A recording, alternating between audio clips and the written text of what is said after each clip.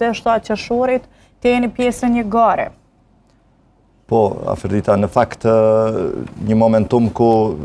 shikoja zhvillimet politike nga distanca dhe sikur me irritonin këto pozicionimet e egra politike të partive politike dhe blokimi total i institucioneve të shtetit, pamundësia e partive për të dhe kryesisht e kuvendit, e deputetëve në kuvend, që të zgjedhin presidentin dhe rrëshqitja në një kaos institucional, një blokad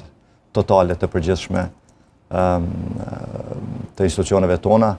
nuk rria dot në distancë dhe pata fatin që të ftohem edhe nga Lidhja Demokratike e Kosovës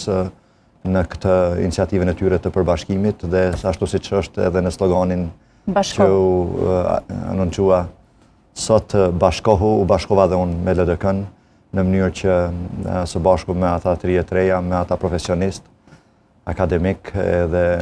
figura të respektuara të fushave të ndryshme, të mundohemi të japim Kosovës një alternativë të re